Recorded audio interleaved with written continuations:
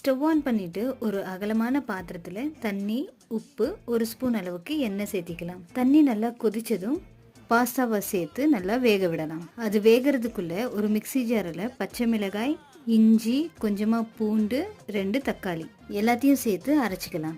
Pasta நல்லா வெந்துருச்சு. இப்போ இதை வடிகட்டிடலாம்.